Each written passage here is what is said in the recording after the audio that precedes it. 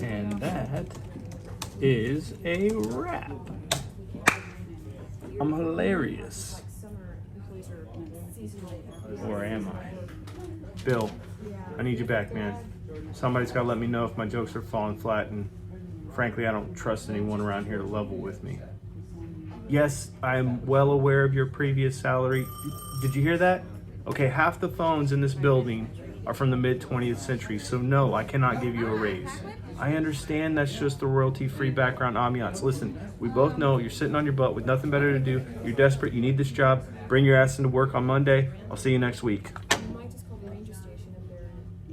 I didn't give him a chance to say no. That's how you rehire somebody.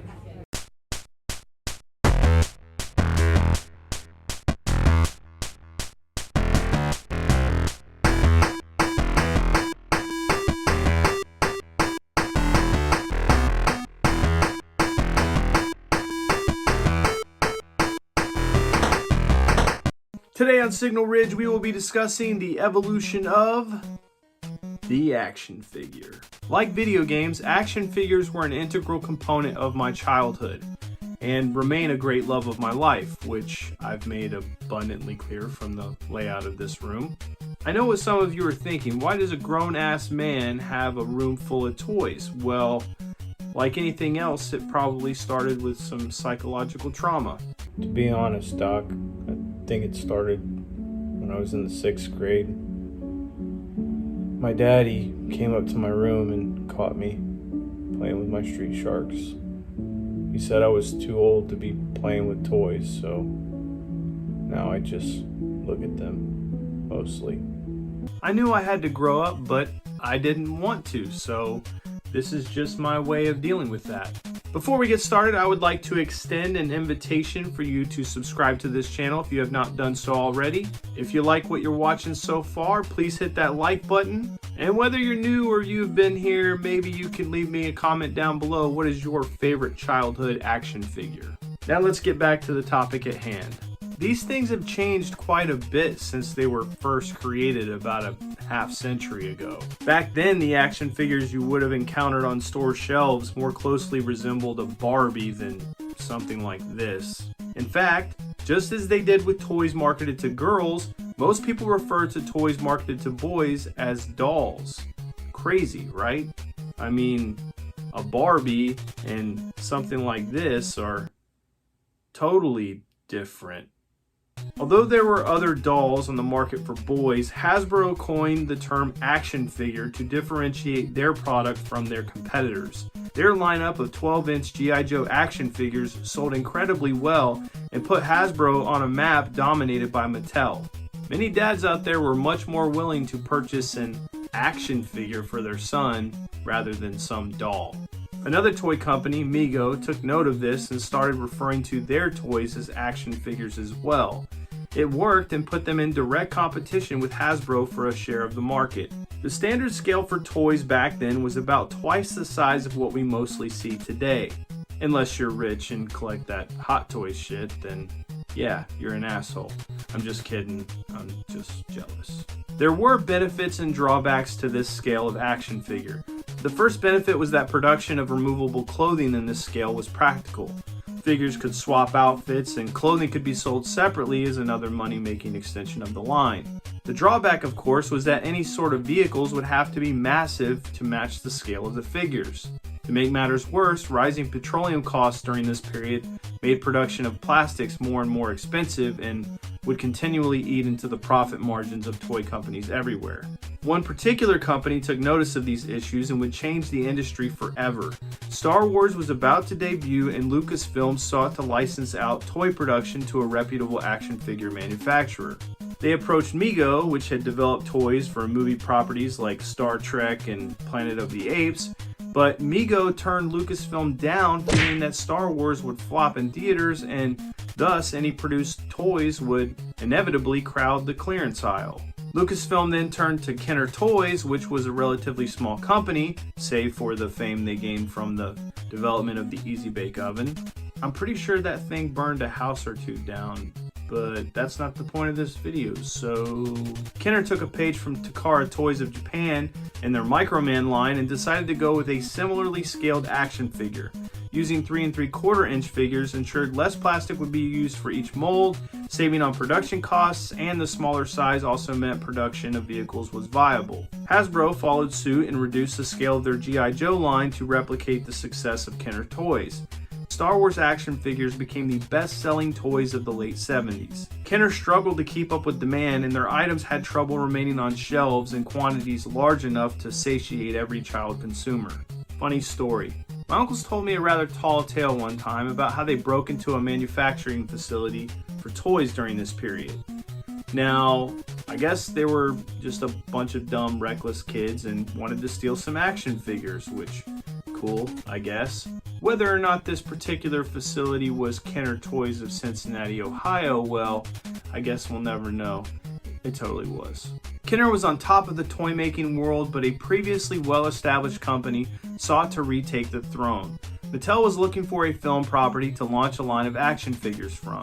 They stumbled upon Conan the Barbarian. Unfortunately, the film's R-rated violence was too much for Mattel to establish a partnership, as if that should stop a company from making badass toys.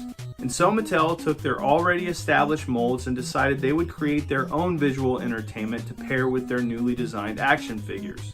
He-Man and the Masters of the Universe was born.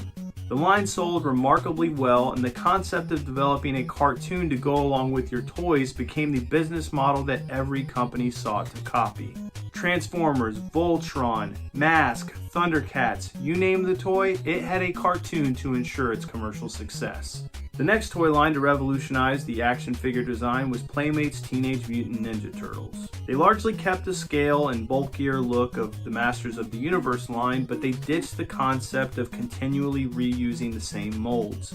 Playmates created nearly every figure with a unique mold and provided a vibrant paint application to better distinguish each character from the next. Even the card backs reflected this idea of individuality and uniqueness. If you were able to keep one of these on the card, my hat goes off to you, because these things are some of the coolest toys to this day to see out of their packaging and occupying a toy shelf.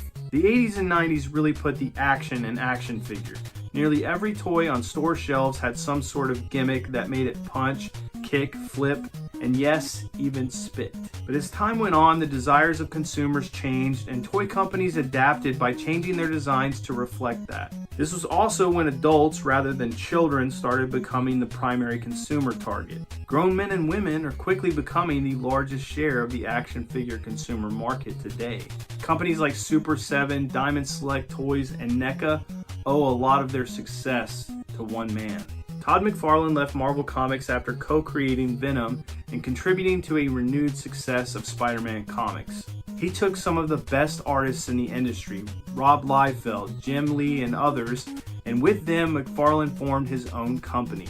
He knew he wanted toys to be made from his new creative comics, but Mattel, Hasbro, and others couldn't fall in line with what he envisioned. His Spawn comics were some of the most violent to come out of the scene, and toy companies wanted to stay clear of any sort of lawsuits or other issues that might arise from a partnership with McFarlane. So Todd decided to make his own figures. They were slightly larger than the comic figures developed by Toy Biz and had an equal amount of articulation and gimmicks.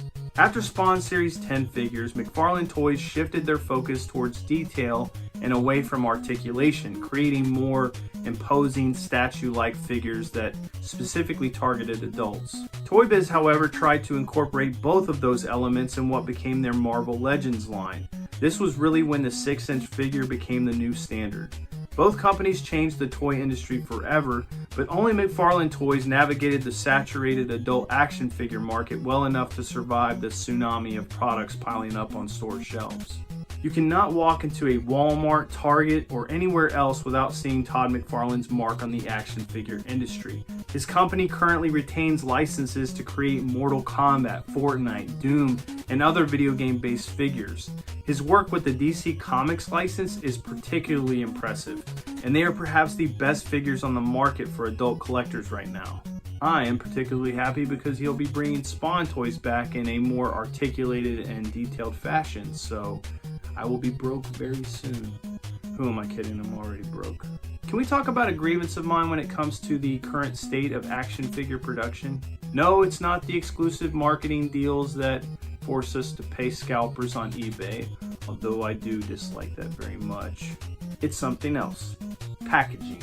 I call this the iPhone generation shit. It's got the sleek matte finish with a little bit of gloss around some of the text and images, you know, to kind of make it pop. But it's boring as shit. And everybody's doing it. Marvel Legends, Star Wars, Halo, Thundercats, and yes, it even looks like Spawn is gonna have this crap.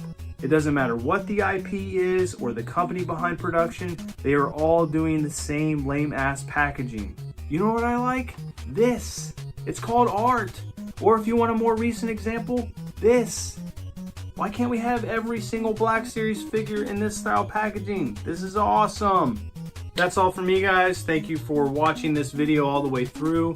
Be sure to leave a like down below if you haven't done so already. If you're here for the first time, feel free to subscribe to the channel if you like retro stuff like action figures, video games. I'll even be talking about music at some point. If you're looking for more information on toy history or how the action figure has evolved over time, you should definitely look into Ed's Retro Geek Out, as it is one of my favorite YouTube channels out there currently. And he does a great job with his toy history segments. Additionally, you should check out Netflix's The Toys That Made Us, because that's a pretty awesome show, and they've got several episodes talking about some of my favorite toy lines of all time. I will return with video game goodness. It's coming down the pipe in what I am calling Season 3 of Signal Ridge. I made some new intro segments, so that's what I'm going to use to launch everything. It's going to be like a reboot in a way, so make sure you turn on notifications if you haven't done so already, and I'll catch you guys next time.